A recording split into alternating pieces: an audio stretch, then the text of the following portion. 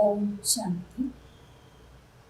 ಮುರಳಿಯ ದಿನಾಂಕ 21/3/2022। मीठे बच्चे, तुम्हारे पास जो कुछ है उसे ईश्वरीय सेवा में लगाकर सफल कर कॉलेज का ಹಾಸ್ಪಿಟಲ್ खोलते जा। ಮಧುರ ಮಕ್ಕಳೇ, ನಿಮ್ಮ ಹತ್ತಿರ ಏನಿದೆ ಅದನ್ನು ಈಶ್ವರೀಯ ಸೇವೆಗೆ ತೊಡಗಿಸಿ ಸಫಲ ಮಾಡಿಕೊಳ್ಳಿರಿ. ಈ ಒಂದು ಈಶ್ವರೀಯ ಕಾಲೇಜ್ ಮತ್ತು ಆತ್ಮಿಕ ಆಸ್ಪತ್ರೆಯನ್ನು ತೆರೀತಾ ಹೋಗಿ. प्रश्न: तुम बच्चों का शिव बाबा से कौन सा एक संबंध बहुत रमणीक है और गुह्य? ಮಕ್ಕಳ ಯಾವ ಸಂಬಂಧ ಶಿವತಂದೆಯ ಜೊತೆಗೆ ಇರುವ ಯಾವ ಸಂಬಂಧ ಬಹಳ ರಮಣೀಕ ಆಗಿದೆ ಮತ್ತು ಬಹಳ ಗಹನವಾಗಿದೆ? उत्तर: तुम कहते हो शिव बाबा हमारा बाप भी है तो बच्चा भी है, परंतु बाप सो फिर बच्चा कैसे है? यह बहुत रमणीक और गुह्य बात है. ನೀವು ಹೇಳ್ತೀರಿ ಶಿವ ಬಾಬಾ ನಮಗೆ ತಂದೆಯೂ ಆಗಿದ್ದಾರೆ ಮಗನೂ ಆಗಿದ್ದಾರೆ. ಹಾಗಾದರೆ ತಂದೆ ಆದವನು ಮಗ ಹೇಗೆ ಆಗ್ತಾನೆ ಎಂಬ ವಿಚಾರ ಬಹಳ ರಮಣೀಕ ಮತ್ತು ಗಹನವಾಗಿದೆ. तुम उन्हें बालक भी समझते हो क्योंकि उन पर पूरा बलिहार जाते. ನೀವು ಆ ಶಿವ ತಂದೆಗೆ ಬಾಲಕ ಅಂತ ತಿಳ್ಕೋತೀರಿ.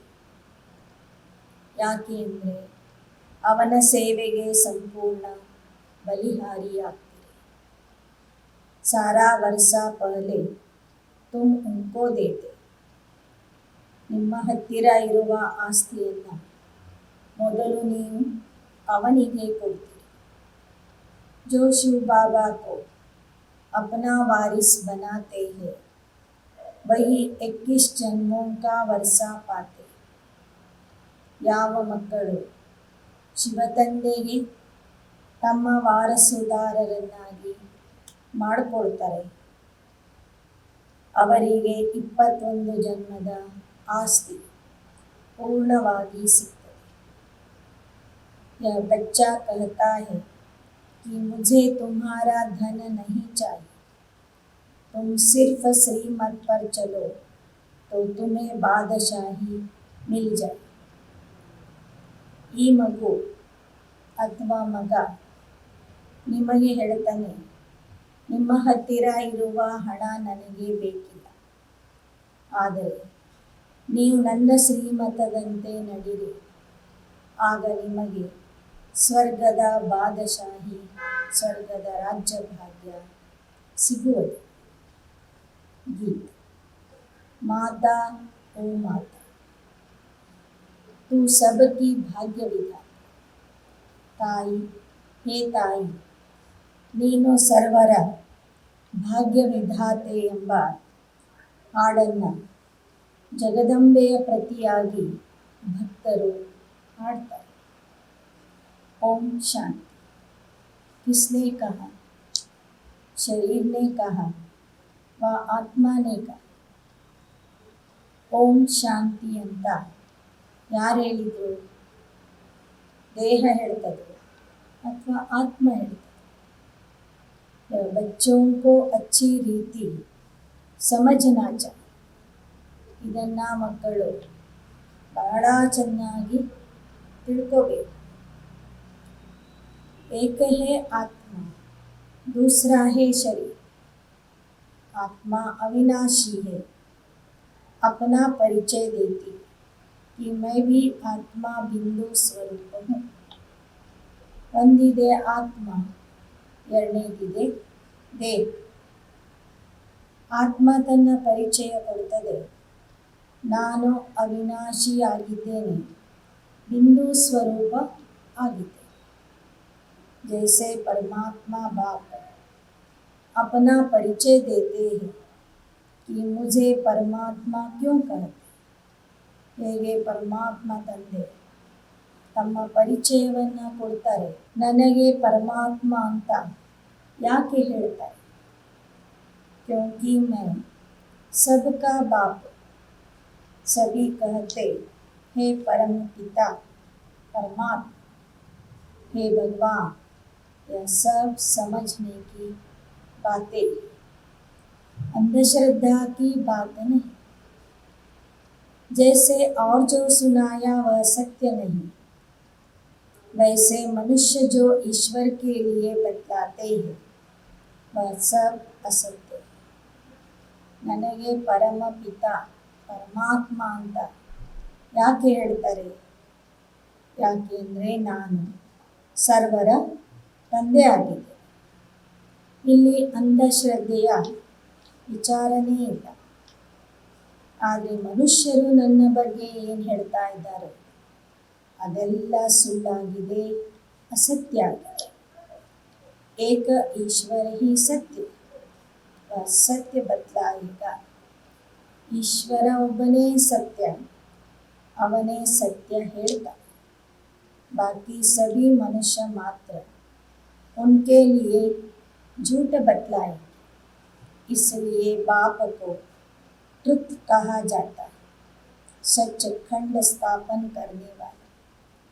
ಪರಮಾತ್ಮ ಒಬ್ಬನೇ ಸತ್ಯ, ಅವನು ಹೇಳೋದೆಲ್ಲ ಸತ್ಯ. ಉಳಿದ ಮನುಷ್ಯ ಮಾತ್ರರು ತಂದೆಯ ಬಗ್ಗೆ ಆಗಲಿ ಸತ್ಯಯುಗದ ಬಗ್ಗೆ ಆಗಲಿ ಹೇಳೋದೆಲ್ಲ ಸುಳ್ಳಾಗಿದೆ. परमात्मने सत्यखंडದ स्थापने माडो. भारत सच्चखंड था, बाप ने ही सच्चखंड बनाया था. उस समय भारत के सिवाय और कोई खंड नहीं था. यह सब बातें बाप बतलाते. ऋषि मुनि आगे वाले सब कहते गए कि हम ईश्वर रचयिता और रचना के आदि मध्य अंत्य को नहीं जानते. नेति नेति करते गए, कोई भी परिचय दे न सके.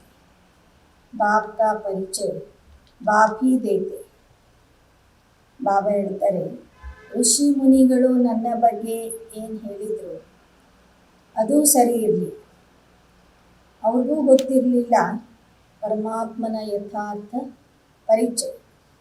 ಆ ಕಾರಣದಿಂದ ನೇತಿ ನೇತಿ ಗೊತ್ತಿಲ್ಲ ಗೊತ್ತಿಲ್ಲ ಅಂತ ಹೇಳಿದರು. ತಂದೆನೇ ಬಂದು ತಮ್ಮ ಪರಿಚಯ ಕೊಡ್ತಾರೆ. ಮೈ ತುಮ್ಹಾರಾ ಬಾಪ್, मैं आकर नई दुनिया स्थापन करता, पुरानी दुनिया का विनाश कराता. शंकर द्वारा नई सृष्टि ब्रह्मा द्वारा रचता. मैं ही तुमको अपना सत्य परिचय देता. बाकी जो मेरे लिए तुमको सुनाएंगे वह झूठ ही सुनाएंगे. जो होकर गए हैं उन्हें कोई नहीं जानते. सत्ययुगी लक्ष्मी नारायण ऊंचे थे. नई दुनिया जो ऊंची थी उसके मालिक थे. बाकी इतनी ऊंची दुनिया किसने बनाई और उसका मालिक किसने बनाया यह कोई नहीं जानता. ಸತ್ಯಯುಗದ ಲಕ್ಷ್ಮೀನಾರಾಯಣರು ಬಹಳ ಉನ್ನತ ಸ್ಥಾನದಲ್ಲಿ ಇದ್ದರು. ಅಂತಹ ಉನ್ನತ ಪ್ರಪಂಚವನ್ನು ಯಾರು ನಿರ್ಮಾಣ ಮಾಡಿದರು ಮತ್ತು ಲಕ್ಷ್ಮೀನಾರಾಯಣರಿಗೆ ಆ ಪ್ರಪಂಚದ ಮಾಲೀಕರನ್ನಾಗಿ ಯಾರು ಮಾಡಿದರು ಅನ್ನೋದು ಯಾರಿಗೂ ಗೊತ್ತು. बाप जानते हैं जिन्होंने स्वर्ग की राजाई का वर्षा लिया होगा उनकी बुद्धि में ही यह बातें बैठे गाते भी है। तुम माता पिता हम बालक तेरे, तुम्हारी कृपा से सुख घने। यह किसके लिए गाते? ಬಾಬನೇ ಸ್ವರ್ಗದ ಆಸ್ತಿ ಕೊಟ್ಟಿದ್ರು. ಲಕ್ಷ್ಮೀನಾರಾಯಣರು ಆ ಆಸ್ತಿಯನ್ನು ತಂದೆಯಿಂದ ಪಡ್ಕೊಂಡಿದ್ರು. ಭಕ್ತಿ ಮಾರ್ಗದಲ್ಲೂ ಸಹ ಆ ತಂದೆಗೆ ಮಾತಾ ಪಿತಾ ಎಂದು ಹಾಡ್ತಾರೆ. ಹೇ ಪರಮಾತ್ಮ, ತಂದೆ ನೀನು, ತಾಯಿ ನೀನು, ನಾವು ನಿನ್ನ ಬಾಲಕರು, ನಿನ್ನ ಕೃಪೆಯಿಂದ ನಮಗೆ ಅಪಾರವಾದ ಸುಖ ಸಿಗ್ತದೆ ಅಂತ ಭಕ್ತರೂ ಸಹ ಹಾಡ್ತಾರೆ. यह लौकिक के लिए गाते या पारलौकिक के लिए? लौकिक की तो यह महिमा हो न सके. ನಮಗೆ ತಂದೆ ತಾಯಿ ಬಂಧು ಸಖ ನೀನೇ ಆಗಿದ್ದೀಯಾ ಎಂಬ ಮಹಿಮೆ ಲೌಕಿಕ ತಂದೆಯ ಮಹಿಮೆ ಅಲ್ಲ, ಇದು ಪಾರಲೌಕಿಕ ತಂದೆಯ महिमायागी. सत्युग में यह महिमा किसकी हो न सके. तुम यहाँ आए हो उस माता पिता से 21 जन्मों के सुख घनेरे का वर्षा ले, राज्य भाग्य का वर्षा ले. ನೀವಿಲ್ಲಿ 21 ಜನ್ಮದ ಸುಖವನ್ನು ಪಡಿಲಿಕ್ಕೆ ಬಂದಿದ್ದೀರಿ. भगवान है ही रचयिता, तो उनके साथ माता भी होगी. यहाँ तुम बच्चे कहते हो हम माता पिता के पास आए, यहाँ कोई गुरु गोसाई नहीं. बाप कहते तुम मेरे से स्वर्ग का वर्षा ले रहे. ಬಾಬಾ ಹೇಳ್ತಾರೆ, ಈಗ ನೀವು ಆ ತಂದೆ ತಾಯಿಯಾಗಿರುವಂತಹ ಪರಮಾತ್ಮನ ಹತ್ತಿರ ಬಂದಿದ್ದೀರಿ. ಇಲ್ಲಿ ಯಾರು ಸನ್ಯಾಸಿಗಳು, ಗುರುಗಳು, ಸಂತ ಮಹಾತ್ಮರು ಇಲ್ಲ. ನಿರಾಕಾರ ತಂದೆಯಿಂದ ನೀವು ಸ್ವರ್ಗದ ಆಸ್ತಿಯನ್ನು ಪಡ್ಕೊಳ್ತಾ ಇದ್ದೀರಿ. ಸತ್ಯಯುಗದಲ್ಲಿ ಲಕ್ಷ್ಮೀನಾರಾಯಣರ राज्य इತ್ತು. सत्युग में लक्ष्मी नारायण ही राज्य करते थे. श्री कृष्ण को सब प्यार करते हैं, भला राधे को क्यों नहीं करते? ಶ್ರೀಕೃಷ್ಣನಿಗೆ ಎಲ್ಲರೂ ಪ್ರೀತಿ ಮಾಡ್ತಾರೆ, ಆದರೆ ರಾಧೆಗೆ ಪ್ರೀತಿ ಮಾಡೋದಿಲ್ಲ. ಆ ಶ್ರೀಕೃಷ್ಣರೇ ವಿವಾಹದ ನಂತರ ಲಕ್ಷ್ಮೀನಾರಾಯಣ ಆಗ್ತಾರೆ ಎಂಬ ವಿಚಾರನ ಜನರಿಗೆ ಗೊತ್ತಿಲ್ಲ. लोग समझते यह द्वापर में आए. माया रावण ने बिल्कुल तुच्छ बुद्धि बना दिया. ಲಕ್ಷ್ಮೀನಾರಾಯಣರಿಗೆ ಸತ್ಯಯುಗದಲ್ಲಿ ತೋರಿಸ್ತಾರೆ, ರಾಧಾಕೃಷ್ಣರಿಗೆ ದ್ವಾಪರ ಯುಗದಲ್ಲಿ ತೋರಿಸ್ತಾರೆ. ವಾಸ್ತವಿಕವಾಗಿ ಸತ್ಯಯುಗದ ರಾಜಕುಮಾರ ರಾಜಕುಮಾರಿಯಾಗಿರುವಂತಹ ರಾಧಾಕೃಷ್ಣರೇ ವಿವಾಹದ ನಂತರ ಲಕ್ಷ್ಮೀನಾರಾಯಣ ಆಗ್ತಾರೆ. ಆದರೆ ಮನುಷ್ಯರ ಬುದ್ಧಿ ಮಾಯೆ ತುಚ್ಛ ಬುದ್ಧಿಯನ್ನಾಗಿ ಮಾಡಿದೆ. ತುಂಬಿ ಪಹಲೆ ಪತ್ಥರ ಬುದ್ಧಿ ಇತ್ತು. ನೀವು ಸಹ ಮೊದಲು ಕಲ್ಲು ಬುದ್ಧಿಯವರಾಗಿದ್ದರು. अब बाबा ने तुमको पारस बुद्धि बनाई. ಬಾಬಾ ನಿಮಗೆ ಪಾರಸ ಬುದ್ಧಿಯನ್ನಾಗಿ ಮಾಡಿದ್ದಾರೆ. पारस बुद्धि बनाने वाला एक बाप ही. स्वर्ग में सोने के महल होंगे, यहाँ सोना तो क्या तांबा भी नहीं मिलता. ಪಾರಸ ಬುದ್ಧಿಯನ್ನಾಗಿ ಪರಮಾತ್ಮನೇ ಬಂದು ಇಲ್ಲಿ ಮಾಡ್ತಾರೆ. ಎಲ್ಲರ ಬುದ್ಧಿ ಪಾರಸ ಬುದ್ಧಿಯಾದಾಗ ಈ ಪ್ರಪಂಚನೇ ಚಿನ್ನದ ಪ್ರಪಂಚ ಆಗಿಬಿಡ್ತದೆ. ಆ ಸ್ವರ್ಗದಲ್ಲಿ ಬಂಗಾರದ ಅರಮನೆಗಳು ಇರ್ತವೆ. यहाँ सोना तो क्या तांबा भी नहीं मिल. ಇಲ್ಲಿ ಚಿನ್ನ ಏನು ತಾಮ್ರನೂ ಸರಿಯಾಗಿ ಸಿಗ್ತಾ ಇಲ್ಲ. पैसे तांबे के भी नहीं बना, वहाँ तो तांबे की कोई कीमत नहीं. ಮೊದಲು ಮೊದಲು ಚಿನ್ನದ ನಾಣ್ಯಗಳು, ಬೆಳ್ಳಿಯ ನಾಣ್ಯಗಳು ಇದ್ದವು. ಈಗ ತಾಮ್ರದ ನಾಣ್ಯಗಳು ಸಹ ಉಳಿದಿವೆ. ಆದರೆ ಸತ್ಯ ತ್ರೇತಾಯುಗದಲ್ಲಿ ತಾಮ್ರಕ್ಕೆ ಯಾವ ಬೆಲೆನೂ ಇರೋದಿಲ್ಲ. यह जो गाया हुआ है, किनकी दबी रही धूल में किनकी राजा खाए, वह फिर होना है जब बरोबर आग लगी थी, विनाश हुआ था. 5000 वर्ष पूर्व समा फिर से दैवी स्वराज्य ಸ್ಥಾಪನ್ हो रहा. ಬಾಬಾ ಹೇಳ್ತಾರೆ, ಗಾಯನೇನಿದೆ, ಕೆಲವರ ಹಣ ಮಣ್ಣಿನಲ್ಲಿ ಹೋಗ್ತದೆ, ಕೆಲವರದು ರಾಜ ತಿಂದು ಹೋಗ್ತಾನೆ, ಅಂದರೆ ಸರ್ಕಾರ ದೋಚ್ಕೊಂಡು ಹೋಗ್ತದೆ. ಹೀಗೆ ಮತ್ತೆ ಈ ಕಲ್ಪದಲ್ಲೂ ಸಹ ಅದೇ ಥರ ನಡೀತದೆ. ಇಡೀ ವಿಶ್ವಕ್ಕೆ, ಜಗತ್ತಿಗೆ ಬೆಂಕಿ ಹತ್ತಿತ್ತು, ಈಗ ಮತ್ತೆ ಬೆಂಕಿ ಹತ್ತಲಿದೆ. ವಿನಾಶನೂ ಆಗಿತ್ತು 5000 ವರ್ಷಗಳ ಹಿಂದೆ, ಹಾಗೆ ಮತ್ತೆ ವಿನಾಶ ಆಗಲಿದೆ. ಮತ್ತೆ ದೈವಿ ಸ್ವರಾಜ್ಯದ ಸ್ಥಾಪನೆಯೂ ಆಗ್ತಾ ಇದೆ. तुम बच्चों को राजाई देता हूँ, अब जितना जो पढ़े विचार करना चाहिए कि यह सतयुग में लक्ष्मी नारायण राजा रानी तथा प्रजा कहाँ से आए. ಬಾಬಾ ಹೇಳ್ತಾರೆ, ವಿಚಾರ ಮಾಡಿ, ನಿಮಗೆ ಯಾರು ಓದಿಸ್ತಾ ಇದ್ದಾರೆ? ನೀವೆಷ್ಟು ಓದ್ತೀರಿ ಅಷ್ಟೇ ಭವಿಷ್ಯದಲ್ಲಿ ಉನ್ನತ ಪದವಿಗೆ ಅರ್ಹರಾಗ್ತೀರಿ. ಈ ಲಕ್ಷ್ಮೀನಾರಾಯಣರು ಯಾರಿಂದ ರಾಜ್ಯ ಪಡ್ಕೊಂಡಿದ್ರು? एक दो से लेते हैं, वह सूर्यवंशियों से चंद्रवंशियों ने लिया, चंद्रवंशियों से फिर विकारी राजाएं लेते, राजाओं से फिर कांग्रेस सरकार ने लिया. ರಾಜ್ಯಭಾರ ಸೂರ್ಯವಂಶಿಗಳಿಂದ ಚಂದ್ರವಂಶಿಗಳಿಗೆ ಸಿಗ್ತದೆ, ಚಂದ್ರವಂಶಿಗಳಿಂದ ದ್ವಾಪರ ಯುಗದ ವಿಕಾರಿ ರಾಜರಿಗೆ ಸಿಗ್ತದೆ, ವಿಕಾರಿ ರಾಜರಿಂದ ಕೊನೆಗೆ ಕಾಂಗ್ರೆಸ್ ಸರ್ಕಾರಕ್ಕೆ ರಾಜ್ಯ ಅಧಿಕಾರ ಸಿಗ್ತದೆ. अब तो कोई राजा ही नहीं, ಈಗಂತೂ ಯಾವ ರಾಜರೂ ಇಲ್ಲ, ರಾಜ್ಯ ಮನೆತನಗಳು ಇಲ್ಲ. ಲಕ್ಷ್ಮೀ ನಾರಾಯಣ ಸ್ವರ್ಗ ಕೆ ಮಾಲೀಕ್, 8 ಗದ್ದಿಯಾ ಚಲಿ. ಲಕ್ಷ್ಮೀನಾರಾಯಣರು ಸ್ವರ್ಗದ ಮಾಲೀಕಾಗಿದ್ದರು. 8 ಪೀಳಿಗೆಗಳವರೆಗೆ ಅವರ ರಾಜ್ಯ ನಡೀತು.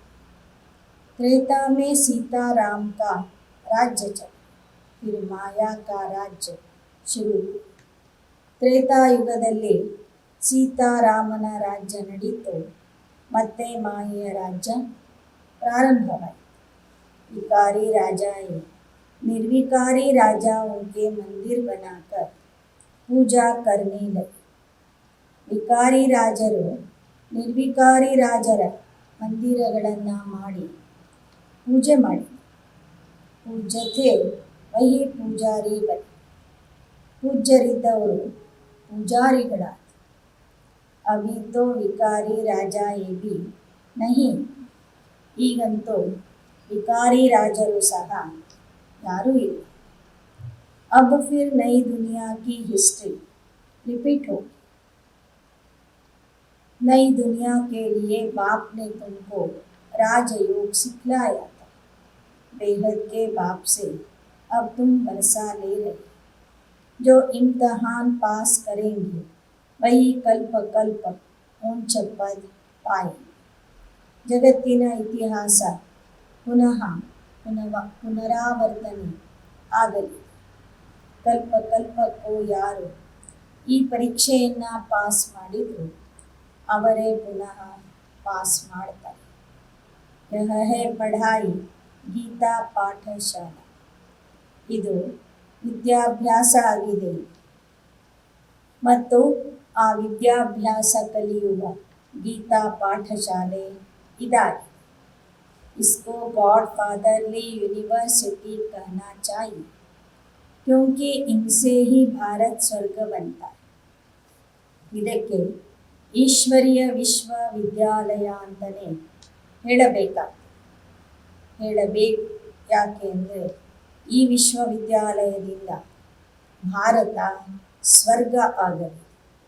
परंतु इस बात को सभी समझते नहीं. कुछ देरी आगे चलकर प्रभाव निकले. यह सब शिव बाबा ही समझाते.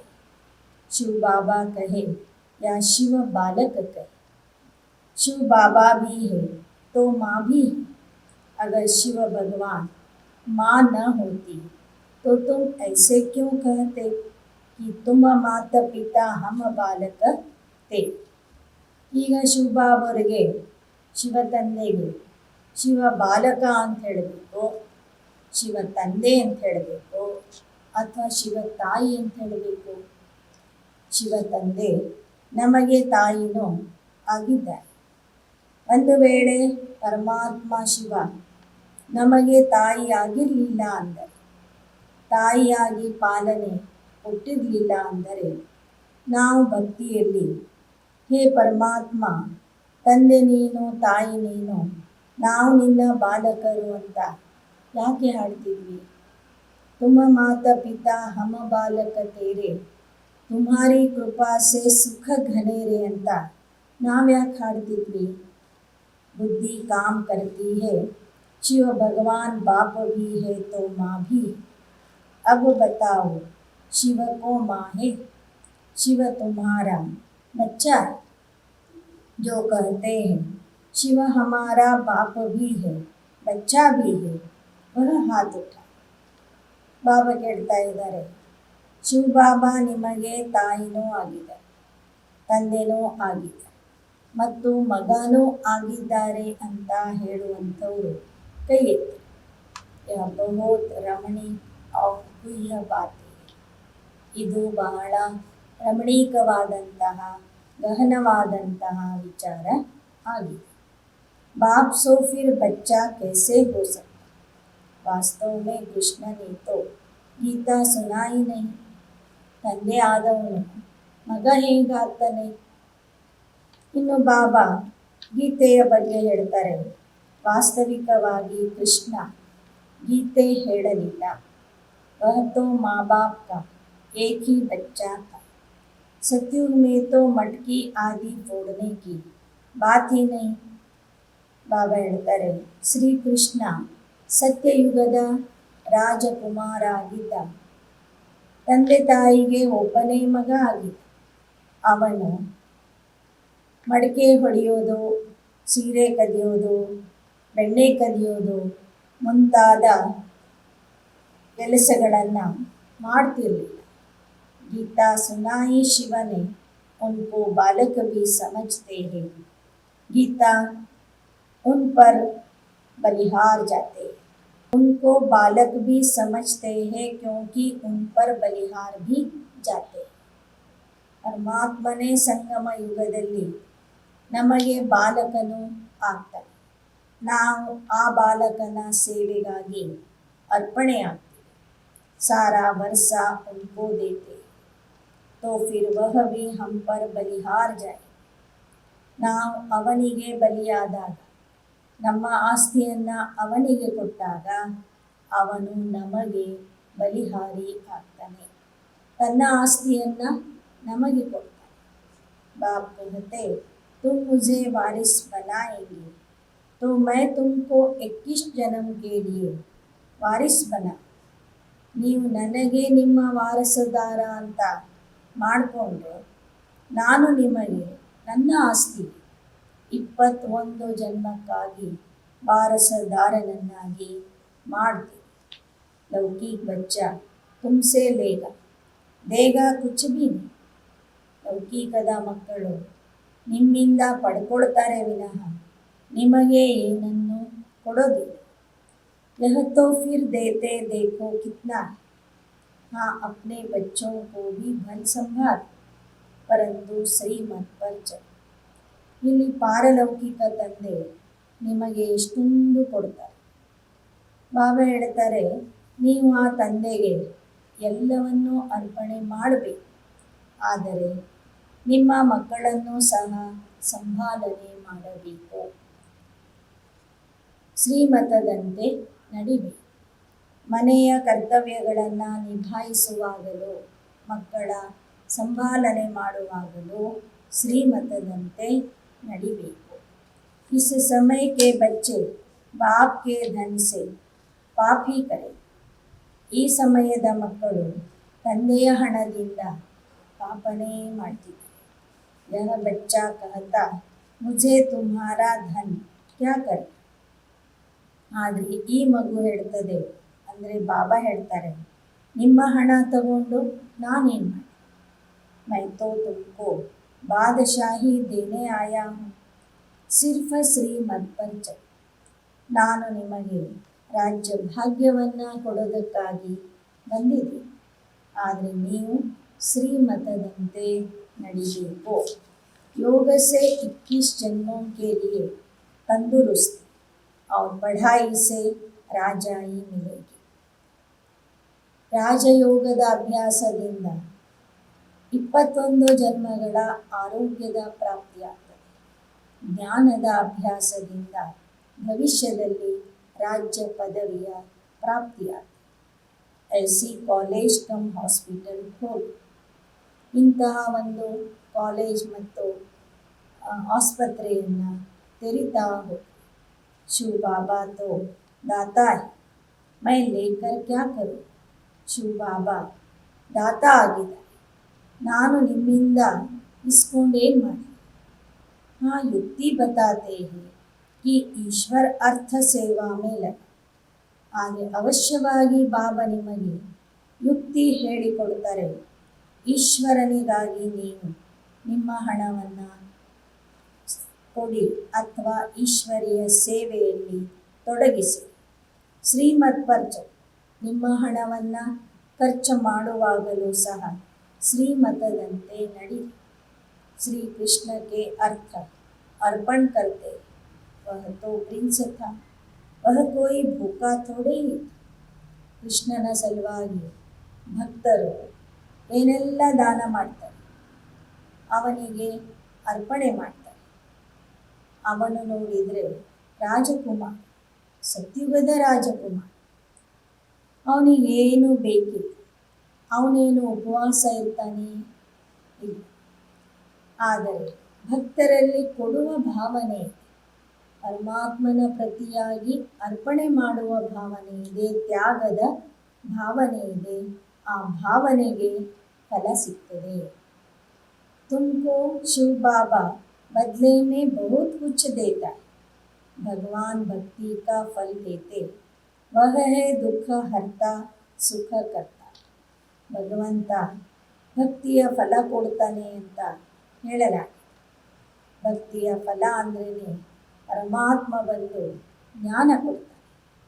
ಈ ಜ್ಞಾನ ಮಾರ್ಗದಲ್ಲಿ ನೀವು ಈಶ್ವರನ ಸೇವೆಗಾಗಿ ಏನು ಮಾಡ್ತೀರಿ, ಅದರ ಬದಲಾಗಿ ಅವನು ನಿಮಗೆ 21 ಜನ್ಮದ ಆಸ್ತಿ ಕೊಡ್ತಾನೆ. ವಹ ದುಃಖ ಹರ್ತಾ ಸುಖ ಕರ್ತಾ, तुम्हारी सदगति करने वाला और कोई है नहीं. मैं तुम बच्चों की सदगति करता. ಅವನೇ ದುಃಖ ಹರ್ತಾ ಸುಖ ಕರ್ತಾ ಆಗಿದ್ದಾನೆ. ನಿಮಗೆ ಸದ್ಗತಿ ಕೊಡೋರು ಬೇರೆ ಯಾರೂ ಇಲ್ಲ, ನಾನೇ ಬಂದು ಸದ್ಗತಿ ಕೊಡ್ತೀನಿ. अच्छा बाबा भला दुर्गति कौन करते. हाँ, बच्चे रावण की प्रवेशता के कारण रावण की मत पर सब तुम्हारी दुर्गति ही करते आए. ಬಾಬಾ ಹೇಳ್ತಾರೆ, ರಾವಣನ ಪ್ರವೇಶತೆಯ ಕಾರಣ, ರಾವಣನ ಮತದಂತೆ ನಡೆದಾಗ ನಿಮ್ಮದು ದುರ್ಗತಿಯಾಗ್ತದೆ. ರಾವಣ ಕಿ ಮತ ಪರ್ ಏಕ್ದಮ್ ಭ್ರಷ್ಟಾಚಾರಿ ಬನ್ಪಡಿ. ನೀವು ರಾವಣನ ಮತದಂತೆ ನಡೆದು ಭ್ರಷ್ಟಾಚಾರಿ ಆಗಿಬಿಟ್ಟಿದೆ. अब मैं तुमको श्रेष्ठाचारी बना स्वर्ग का मालिक बनाता. यहाँ जो कुछ तुम करेंगे सो आसुरी मत पर ही करेंगे. अब देवता बनना है तो और संग तोड़, एक मुझ संग जोड़ो। जितना मेरी मत पर चलेंगे उतना ऊंच पद पाएंगे, नहीं तो ಪ್ರಜಾ में भी ಕಂ ಪದ ಪಾಯಿ. ನೀವು ಶ್ರೇಷ್ಠಾಚಾರಿ ಆಗಬೇಕಾದ್ರೆ ನನ್ನ ಸಂಘದಲ್ಲಿ ಇರಿ. ಅನೇಕರ ಸಂಘ ಬಿಟ್ಟು ನನ್ನೊಬ್ಬನ ಸಂಘದಲ್ಲಿ ಇದ್ದು ನನ್ನ ಮತದಂತೆ ನಡೆದಿದೆಯಾದರೆ ನಿಮಗೆ ನಾನು ಉನ್ನತ ಪದವಿ ಕೊಡ್ತೀನಿ. ನೀವು ಸರಿಯಾಗಿ ಅಭ್ಯಾಸ ಮಾಡದಿದ್ದರೆ ಪ್ರಜೆಗಳಲ್ಲಿಯೂ ಕಡಿಮೆ ಪದವಿಯನ್ನು ನೀವು ಪಡ್ಕೊಳ್ತೀರಿ. ಏಕ ಬಾರ್ ಸುನಾ धारण किया तो स्वर्ग में आएंगे, परंतु पद कम पाए. ಒಂದು ಬಾರಿ ನೀವು ಕೇಳಿಬಿಟ್ರೆ ಈ ಜ್ಞಾನ ಧಾರಣೆ ಮಾಡಿಕೊಂಡ್ರೆ ಸ್ವರ್ಗದಲ್ಲಿ ಬಂದೇ ಬರ್ತೀರಿ. दिन प्रतिदिन उपद्रव बहुत हो, जो मनुष्य भी समझेंगे कि बरोबर यह तो वही समय, परंतु बहुत देरी से आने से इतना ऊंच पद तो पा नहीं सके. ಬಾಬಾ ಹೇಳ್ತಾರೆ, ದಿನೇ ದಿನೇ ಕಷ್ಟಗಳು ಜಾಸ್ತಿ ಆಗ್ತಾ ಇದೆ. ಮನುಷ್ಯರಿಗೂ ಮುಂದೆ ಗೊತ್ತಾಗ್ತದೆ ಇನ್ನೂ ಹೆಚ್ಚಿನ ಸಮಯ ಇಲ್ಲ ಅಂತ. ಆದರೆ ತೀರಾ ತಡವಾಗಿ ಬರುವಂಥವ್ರಿಗೆ ಉನ್ನತ ಪದವಿ ಸಿಗೋದಿಲ್ಲ. ಯಾಕೆ ಅಂದರೆ ಅವರಿಗೆ ಪುರುಷಾರ್ಥ ಮಾಡಲಿಕ್ಕೆ ಸಮಯವೂ ಸಿಗೋದಿಲ್ಲ. बिगर योग विकर्म विनाश नहीं हो, अभी सबकी कयामत का समय, हिसाब किताब चुकतू करना. यहाँ तुम्हारे कर्म विकर्म बनते जाते, सत्युग में कर्म अकर्म बन जाते. कर्म तो जरूर सब करेंगे, कर्म बिगर तो कोई रह नहीं सके. ಎಲ್ಲರೂ ಇಲ್ಲಿಯೇ ಲೆಕ್ಕಾಚಾರ ತೀರಿಸಿ ಸತ್ಯಯುಗಕ್ಕೆ ಹೋಗಬೇಕಾಗಿದೆ. ಸತ್ಯಯುಗದಲ್ಲಿ ನಾವು ಮಾಡುವ ಕರ್ಮ ಅಕರ್ಮ ಆಗಿರ್ತದೆ. ಕರ್ಮ ಬಿಟ್ಟು ಯಾರೂ ಇರೋದಿಲ್ಲ. ದೇವತೆಗಳು ಸಹ ಕರ್ಮ ಮಾಡ್ತಾರೆ, ಆದರೆ ಅವರ ಕರ್ಮ ಅಕರ್ಮ ಆಗಿರ್ತದೆ. ಆತ್ಮ कहती मैं यह कर्म करती हूँ, रात को थक जाने के कारण विश्राम लेती, इस ऑर्गन्स को अलग समझ सो जाती, जिसको नींद कहा जाता है. ಆತ್ಮನೇ ಹೇಳ್ತದೆ, ನಾನು ದೇಹದ ಮೂಲಕ ಇಂತಿಂಥ ಕೆಲಸಗಳನ್ನು ಮಾಡ್ತೀನಿ. ರಾತ್ರಿ ಸುಸ್ತಾದಾಗ ದೇಹದಿಂದ ಭಿನ್ನ ಆಗಿ ವಿಶ್ರಾಂತಿಯ ಅನುಭವ, ಅದಕ್ಕೆ ನಿದ್ರೆ ಅಂತ ಹೇಳಲಾಗ್ತದೆ. अब बाप कहते, हे आत्मा, मैं तुमको जो सुनाता हूँ सो धारण कर. गृहस्थ व्यवहार में रहते पढ़ाई भी कर, पढ़ाई से ही ऊंच पद मिलेगा. पवित्र बनने बिगर यह ज्ञान बुद्धि में नहीं बैठे. ಬಾಬಾ ಹೇಳ್ತಾರೆ, ಗೃಹಸ್ಥ ವ್ಯವಹಾರದಲ್ಲಿ ಇದ್ದರೂ ಸಹ ಪವಿತ್ರ ಆದಾಗ ಮಾತ್ರ ಈ ಜ್ಞಾನ ನಿಮ್ಮ ಬುದ್ಧಿಯಲ್ಲಿ धारणेआती. माया बुद्धि को अपवित्र बनाती, इसलिए बाबा का नाम है पतित पावन. ನಾನು ಮಕ್ಕಳ ಬುದ್ಧಿಯನ್ನು ಪವಿತ್ರ ಮಾಡ್ತೀನಿ, ಮಾಯೆ ಮಕ್ಕಳ ಬುದ್ಧಿಯನ್ನು ಅಪವಿತ್ರ ಮಾಡ್ತದೆ. ಅಪವಿತ್ರರನ್ನು ಪವಿತ್ರರನ್ನಾಗಿ ಮಾಡೋನು ಪರಮಾತ್ಮ ಆಗಿದ್ದಾನೆ. गाते तुम माता पिता हम बालक तेरे, परंतु तुम अब प्रैक्टिकल में बैठे. जानते हो इस सहज राजयोग के बल से 21 जन्मों के लिए हम स्वर्ग के मालिक बनेंगे. इसलिए ही तुम आए. भक्ति मार्ग में तुम गाते थे, अब गायन बंद हो.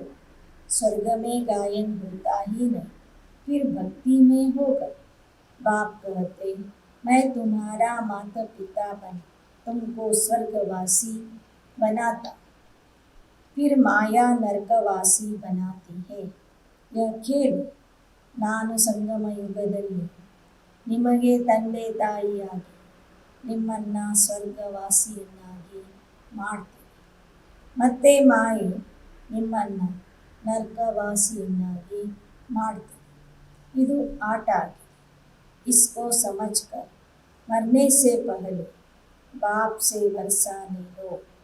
ಇದನ್ನು ಯಥಾರ್ಥವಾಗಿ ತಿಳ್ಕೊಂಡು ಸಾಯುವ ಮೊದಲೇ ತಂದೆಯ ಆಸ್ತಿಯನ್ನು ಸಂಪೂರ್ಣವಾಗಿ ಪಡ್ಕೊಳ್ಳಿ.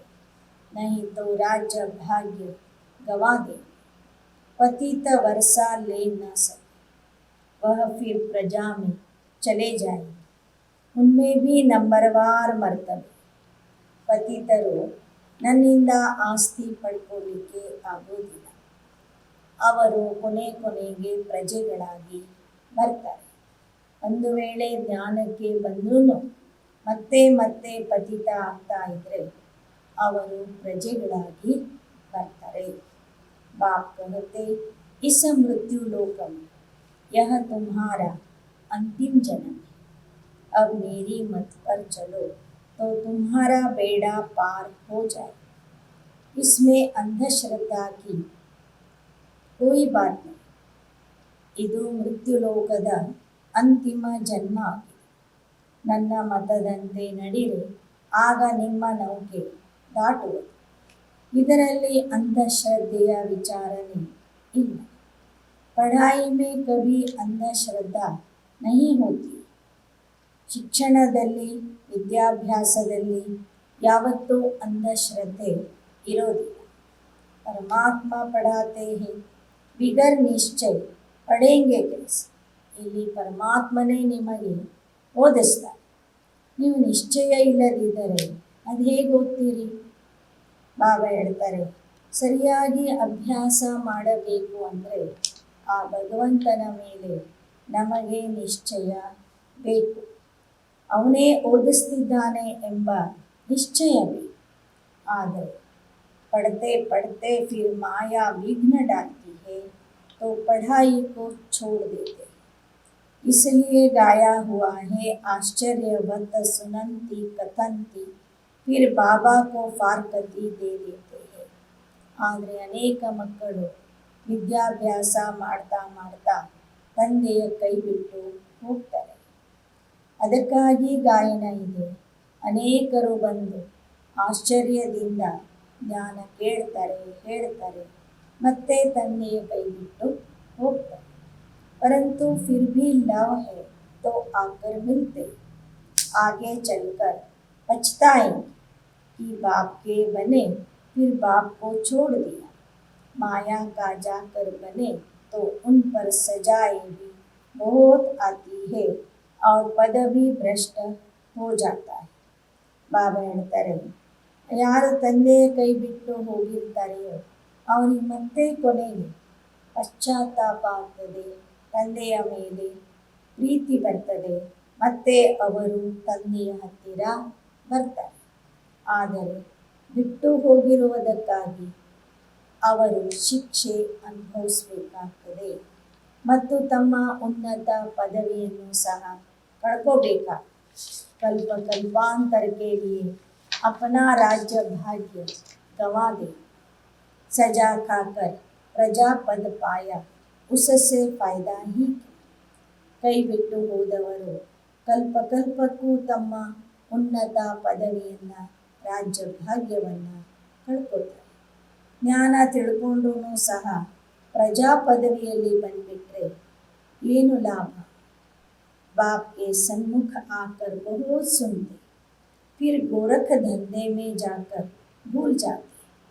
ಸನ್ಮುಖದಲ್ಲಿ ಇರುವಾಗ ಎಲ್ಲರೂ ಬಹಳ ಒಳ್ಳೆಯ ರೀತಿಯಿಂದ ಜ್ಞಾನ ಕೇಳ್ತಾರೆ.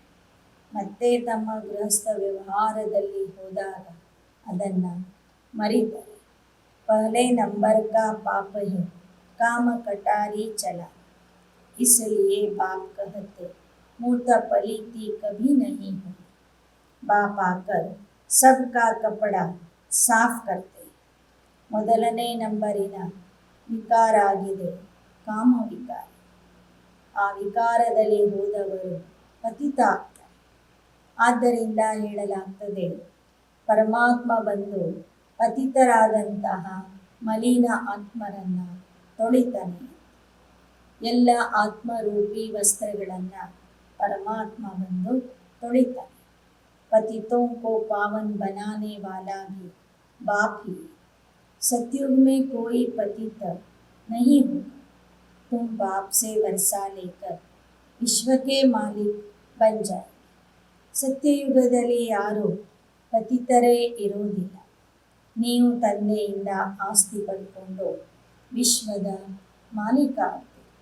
ಅಚ್ಚ मीठे मीठे सिकी लदे बच्चों प्रति माता पिता बाप दादा का याद प्यार और गुड मॉर्निंग. रूहानी बाप की रूहानी बच्चों को नमस्ते. रूहानी बच्चों की रूहानी बाप दादा को याद प्यार गुड मॉर्निंग और नमस्ते नमस्ते नमस्ते. धारणा के लिए मुख्य सार. धारणेಗಾಗಿ मुख्यांशಗಳು. अब रावण की मत छोड़ श्री मत पर चलना है और सब संग तोड़ एक बाप के संग जोड़ना. ರಾವಣನ ಮತ ಬಿಟ್ಟು ಶ್ರೀಮತದಂತೆ ನಡಿಬೇಕು. ಸರ್ವರ ಸಂಘ ಬಿಟ್ಟು ಒಬ್ಬನ ಸಂಘದಲ್ಲಿ ಇರಬೇಕು. 2. निश्चय बुद्धि बन पढ़ाई जरूर पढ़नी है. किसी भी विघ्न से बाप का हाथ नहीं छोड़ना. ನಿಶ್ಚಯ ಬುದ್ಧಿಯಾಗಿ ಅಭ್ಯಾಸ ಅವಶ್ಯವಾಗಿ ಮಾಡಬೇಕು. ಯಾವುದೇ ವಿಘ್ನ ಬಂದಾಗ ತಂದೆಯ ಕೈಯನ್ನು ಬಿಡಬಾರದು. योग से तंदुरुस्ती और पढ़ाई से राजाई लेनी. ಯೋಗದಿಂದ ಆರೋಗ್ಯ, ಶಿಕ್ಷಣದಿಂದ ವಿದ್ಯಾಭ್ಯಾಸದಿಂದ ರಾಜ್ಯ ಭಾಗ್ಯವನ್ನು ಪಡ್ಕೋಬೇಕು. वर्ग ज्ञान जल में तैरने और ऊंची स्थिति में उड़ने वाले होली हंस. ಜ್ಞಾನ ಜಲದಲ್ಲಿ ಈಜುವಂತಹ ಮತ್ತು ಉನ್ನತ ಸ್ಥಿತಿಯಲ್ಲಿ ಹಾರುವಂತಹ ಪವಿತ್ರ ಹಂಸಗಳ ಆಗಿರಿ. जैसे हंस सदा पानी में तैरते भी है और उड़ने वाले भी होते, ऐसे आप सच्चे होली हंस बच्चे उड़ना और तैरना जानते. ಹೇಗೆ ಹಂಸ ಪಕ್ಷಿ ನೀರಲ್ಲಿ ಇರುವಾಗ ಈಜ್ತದೆ, ನೀರಿನಿಂದ ಹೊರಗೆ ಬಂದಾಗ ಹಾರ್ತದೆ, ಹಾಗೆ ನೀವು ಮಕ್ಕಳು ಸಹ ಪವಿತ್ರ ಹಂಸಗಳಾಗಿದ್ದೀರಿ. ನಿಮಗೆ ಹಾರುವುದು ಗೊತ್ತು, ಈಜುವುದು ಗೊತ್ತಿದೆ. ज्ञान मनन करना अर्थात ज्ञान अमृत व ज्ञान जल में तैर. ಜ್ಞಾನದ ಬಗ್ಗೆ ಮನನ ಚಿಂತನ ಮಾಡುವುದು ಅಂದರೆ ಜ್ಞಾನ ಅಮೃತ ಅಥವಾ ಜ್ಞಾನ ಜಲದಲ್ಲಿ ಈಜುವುದಾಗಿ. और उड़ना अर्थात ऊंची स्थिति में रहना. ಮತ್ತು ಹಾರುವುದು ಅಂದರೆ ಉನ್ನತ ಸ್ಥಿತಿಯಲ್ಲಿ ಇರುವುದಾಗಿ. ऐसे ज्ञान मनन करने व ऊंची स्थिति में रहने वाले होली हंस कभी भी दिल शिकस्त व नाउम्मीद नहीं हो सकते. ಈ ರೀತಿಯಲ್ಲಿ ಜ್ಞಾನದ ಮನನ ಮಾಡುವಂತಹ ಮಕ್ಕಳು ಉನ್ನತ ಸ್ಥಿತಿಯಲ್ಲಿ ಇರುವಂತಹ ಪವಿತ್ರ ಹಂಸಗಳು ಯಾವತ್ತೂ ಮನಸ್ತಾಪ ಮಾಡಿಕೊಳ್ಳೋದಿಲ್ಲ ಅಥವಾ ಭರವಸೆಹೀನ ಆಗೋದಿಲ್ಲ. ತಮ್ಮ ಭರವಸೆಯನ್ನು ಕಳ್ಕೊಳ್ಳೋದಿಲ್ಲ.